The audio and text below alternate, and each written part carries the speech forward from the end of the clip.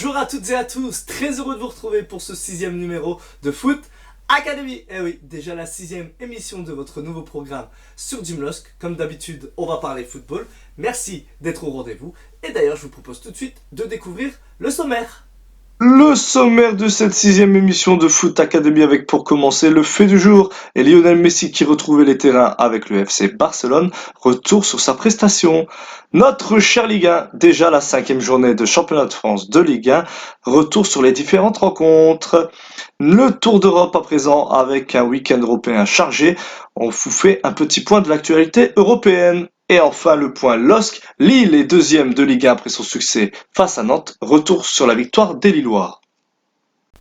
Et on commence donc avec le fait du jour. Et le fait du jour, c'est quoi? C'est Lionel Messi qui a enfin repris le chemin de la compétition avec le FC Barcelone après son vrai faux transfert du Barça. Voilà, on rappelle, il voulait quitter le Barça et au final, il y reste. Lionel Messi retrouvait le chemin du terrain avec le FC Barcelone sous les ordres de son nouvel entraîneur Ronald Koeman. Les Barcelonais qui recevaient et qui accueillaient Villarreal pour le compte de cette deuxième journée de Liga. Les Catalans qui se sont imposés 4-0. Hein, facile, tranquille. 4 buts inscrits en première mi-temps avec notamment un doublé d'Ansu Fati et un penalty de Lionel Messi. Le fait du jour donc qui concerne Léo Messi qui a donc repris le chemin du terrain et le chemin des buts avec ce penalty transformé face à Villarreal, l'équipe d'Unai Emery. Lionel Messi voilà, qui s'est à nouveau distingué à la fois au niveau des statistiques puisqu'il ouvre son compteur but pour cette nouvelle saison et puis au niveau du jeu également, lui repositionné voilà, au milieu de terrain, il l'a porté un coup à droite, il repique plein axe avec Griezmann, Coutinho et Ansu Fati, le quatuor offensif du Barça qui a fait du mal à cette équipe de Villarreal. Léo Messi qui a donc retrouvé sa place sur le terrain après bien sûr cette histoire de transfert. Il fallait retrouver la tête pour Messi, utiliser ses jambes comme on en a l'habitude et sa magie du football à en nouveau parler, même si bien évidemment on peut attendre encore plus de la part de Lionel Messi, mais c'était un retour à la compétition pour lui. On le rappelle, il avait également joué quelques matchs amicaux avec le Barça pour se préparer. C'était la première fois que Barcelone jouait cette saison en Liga. La première journée avait été reportée de leur côté. Et du coup, face à Villarreal, au Camp Nou, le Barça s'impose 4-0 grâce, on le rappelle, notamment à un penalty de Léo Messi. Léo Messi qui était de retour avec le Barça, avec le maillot du Barça, et qui a joué, qui a marqué, et qui a notamment permis à Barcelone de s'imposer face à Villarreal, c'était pour nous notre fait du jour. Et tout de suite, je vous propose de parler de notre chère Ligue 1.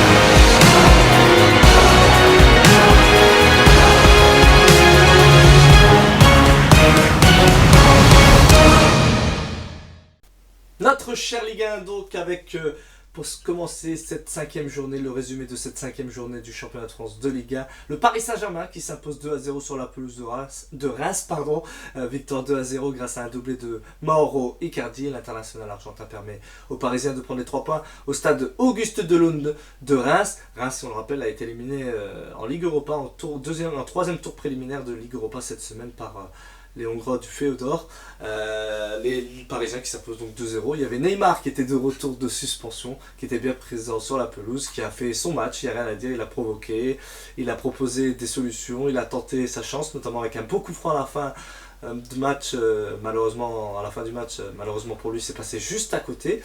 Les Parisiens qui s'imposent et qui, ça y est, sont sur une bonne lancée, une bonne dynamique en Ligue 1. 3 matchs d'affilée, 3 victoires pour les joueurs de Thomas Tuchel. On notera également le match nul de l'Olympique de Marseille sur sa pelouse face au FC Metz.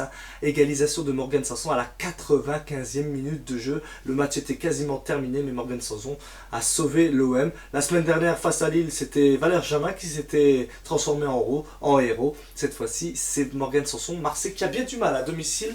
Cette statistique, 3 matchs à domicile, 2 matchs nuls et une défaite face à Saint-Etienne. Autant dire que Andreas Villas-Boas a beaucoup de travail à faire avec ses hommes pour reconquérir son stade du Vélodrome. On notera aussi la victoire de Rennes 3-0, patron de la Ligue 1, les Rennais, sur la pelouse de Saint-Etienne. Ils réalisent le meilleur démarrage de leur histoire en championnat. Après 5 journées de Ligue 1, 13 points pris sur 15 possibles. Un début de saison canon pour le stade rennais. Les Rennais de Julien Stéphan qui ont cartonné la SCCE sur leur pelouse. C'était le duel au sommet entre Saint-Etienne et Rennes avant cette 5e journée. Et bien Rennes s'impose tranquillement 3-0 sur la pelouse de Geoffroy Guichard. Et on notera également la victoire de l'AS Monaco, 3-2 face à Strasbourg, alors que les Monégasques étaient à 9 contre 11, notamment en deuxième période. Et bien évidemment, le match nul de Lyon qui n'avance pas dans cette Ligue 1. Match nul à nouveau pour les Lyonnais sur la pelouse de Lorient, un partout. Puis dernier résultat aussi que je voulais vous donner, c'est le match nul de Bordeaux 0-0 face à Nice. C'était un match assez intéressant dans l'ensemble avec notamment une domination niçoise. Les Niçois ont touché près de 4 fois les montants dans cette rencontre. Un résultat qui va convenir aux Bordelais. 0-0, c'est la 3e fois que Bordeaux joue dans son stade cette saison. 3e 0-0 après Nantes et après Lyon. Autant dire que l'équipe de Jean-Louis Gasset a beaucoup de travail sur le plan offensif à faire pour retrouver le chemin des filets dans son stade du Matmut Atlantique. Voilà, on a fait un peu un tour d'horizon dans cette Ligue 1. On rappelle aussi que Dijon a enfin pris son premier point dans ce championnat de France de Ligue 1. Premier point pris face à Montpellier grâce à un match nul, 2 buts partout. Voilà, c'était le résumé de cette 5e journée de Ligue 1. La 16e journée, c'est bien évidemment le week-end prochain. Vous n'avez pas suivi toute l'actualité du football européen ce week-end? Pas grave, Foot Academy est là avec son tour d'Europe.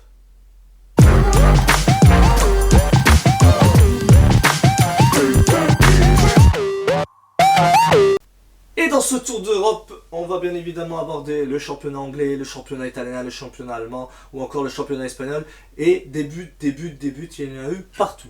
On commence bien évidemment par la Premier League, le championnat anglais avec comme résultat important, marquant, c'est la victoire de Manchester United sur la pelouse de Brighton, 3-2. Victoire des Red Devils avec notamment un but formidable signé Marcus Rashford. On notera le match nul de Chelsea sur la pelouse de West Bromwich Albion, 3 partout. Sachez que les Blues de Chelsea de Frank Lampard étaient menés 3-0, mais ils ont su inverser la tendance avec notamment un but en fin de match de Teddy Abraham.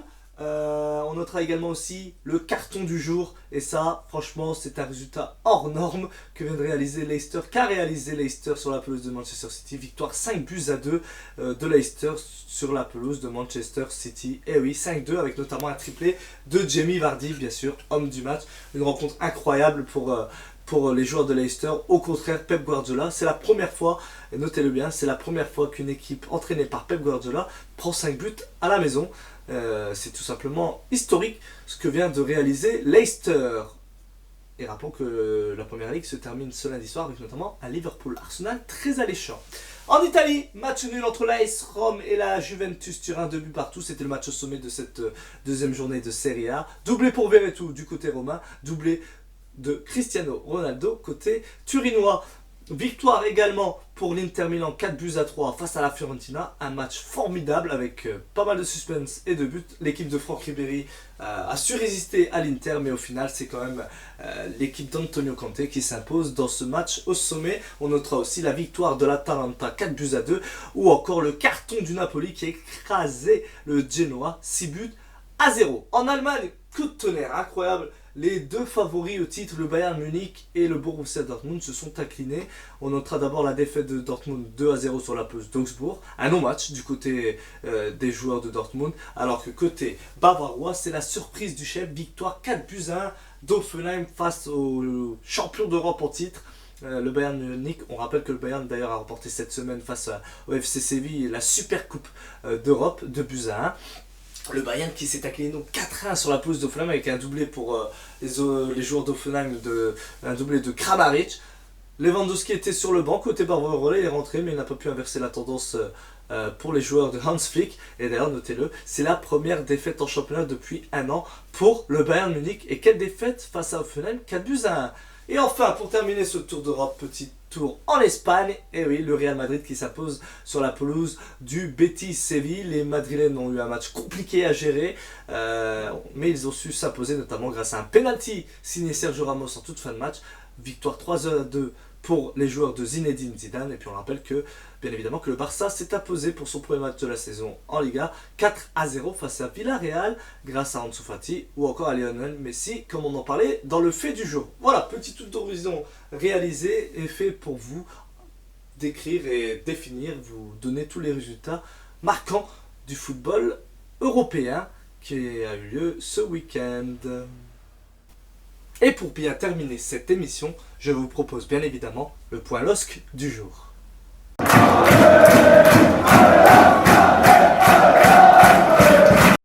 Et dans ce point LOSC, on revient bien évidemment sur la victoire du LOSC justement face à Nantes sur sa pelouse au stade Pierre-Mauroy vendredi dernier. Une victoire 2-0 pour les Dogs avec des buts inscrits par Palois contre son camp juste avant la mi-temps. Et puis un penalty de Burak Yılmaz, l'international turc qui marque pour la première fois sous ses nouvelles couleurs. Une équipe lilloise à nouveau victorieuse. Cette victoire permet d'ailleurs aux Lillois d'être deuxième du classement à l'heure actuelle. Une belle performance pour l'équipe à Christophe Galtier. On va revenir bien évidemment sur la victoire. Lille qui s'impose donc 2-0 face à Nantes, un adversaire qui lui réussit bien puisque c'est une statistique à noter avec cette victoire 2-0. Cela fait 5 matchs désormais d'affilée que Lille l'emporte face à Nantes, que ce soit au stade Pierre-Mauroy ou au stade de la Beaujoire des Nantais. Donc 5 matchs, 5 victoires pour les derniers Lille-Nantes ou Nantes-Lille entre les deux équipes en Ligue 1. Lille qui s'impose donc 2-0, une victoire solide, sans bavure. Belle performance encore une fois des Lillois, même si on a vu un peu moins d'occasions, un peu moins de fluidité dans le jeu offensif que ce que l'on avait pu voir à Marseille la semaine dernière. Les Nantais qui ont quand même proposé une certaine rivalité, même si au final, malheureusement pour eux, c'est une nouvelle défaite face aux Lillois. L'équipe à Christian Gourcuff qui avait essayé, notamment en deuxième mi-temps, d'aller renverser la tendance et d'aller chercher au moins un point. Mais cette équipe nantaise est également tombée sur un très bon Mike Maignan qui a fait son travail et qui a fait ce qu'il avait à faire tout simplement. Lille de son côté continue sa marche en avant. Une victoire 2-0 qui permet aux Lillois de rester, comme je l'ai dit, sur le podium à la deuxième place derrière le Stade Rennais qui est seul leader de notre championnat de France de Ligue 1. Les Lillois qui vont se déplacer à Strasbourg la semaine prochaine. Match compliqué, sérieux pour les Lillois. L'équipe à Christophe Galtier devra faire preuve d'abnégation et de solidité face à une équipe strasbourgeoise qui va vouloir bien sûr se remettre de la défaite acquise ce week-end face à Monaco, alors que les Monégasques étaient à 9 contre 11 pendant une bonne partie en deuxième mi-temps. Lille qui s'impose 2-0, c'est la première fois d'ailleurs cette saison que Lille marque plus de 2 buts dans un match de Ligue 1. Une performance aboutie selon Christophe Galtier, même si bien sûr il reste encore des réglages, notamment avec Jonathan David qui est vraiment pour l'instant le maillon faible entre guillemets, on va pas dire ça, mais bon, c'est vrai qu'il a encore du mal à trouver ses partenaires, à bien se positionner. Il tente certaines combinaisons avec Burak Yılmaz, mais c'est pas encore cela, au contraire de l'international turc qui commence à prendre vraiment une bonne place dans l'attaque nordiste. Luis Araujo qui était reconduit n'a pas eu non plus une performance, n'a pas fait plutôt une performance exceptionnelle, mais il a fait un match solide. Il a d'ailleurs amené le premier but de Palois contre son camp à la suite d'une frappe repoussée par le gardien. Ensuite Celik qui centre en retrait et Palois qui met le ballon dans ses propres filets.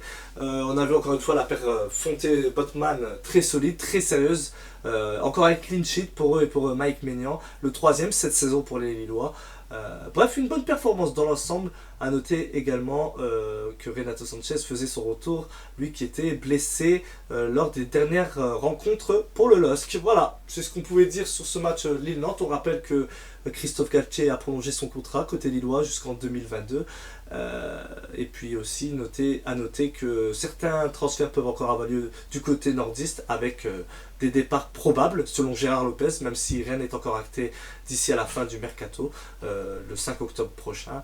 On notera que Celik, Soumaré et Jonathan Iconé sont les probables départs côté lillois attendus. Ils ne vont pas partir tous les trois. Hein. A priori, ce serait il n'y aurait un seul départ pour les nordistes, d'après Gérard Lopez. Voilà, c'est ce qu'on pouvait dire donc sur ce Lille-Nantes et sur l'équipe lilloise et sur son actualité du moment. On notera aussi que l'équipe féminine du LOSC a cartonné Nancy en division 2, en deuxième division du championnat de France féminin. Une victoire 7-0 pour les Lilloises. Voilà, prochain match des Lillois, je l'ai dit, c'est à Strasbourg la semaine prochaine. Et voilà, c'est donc terminé pour Foot Academy, la 6e émission sur ma chaîne YouTube Team LOSC. Merci encore une fois d'être présent, d'être fidèle au rendez-vous de ce nouveau programme sur Team LOSC. Merci à toutes et à tous de m'accompagner dans ce nouveau projet. Je vous remercie d'être là à mes côtés et de me soutenir, de suivre mes vidéos. N'hésitez pas, bien évidemment, je le dis toujours, à vous abonner, à liker, à commenter, à partager. Bref, à faire participer un maximum de personnes, à émettre des critiques s'il le faut. Je suis là pour m'améliorer, je suis là pour vivre cette expérience à vos côtés. J'espère que cela vous plaît. Merci donc d'être à nouveau avec moi pour ce programme, pour ce Foot Academy. On se retrouve très vite pour parler football sur ma chaîne YouTube Team LOSC. Merci encore à toutes et à tous et à très bientôt pour un nouveau numéro de Foot Academy.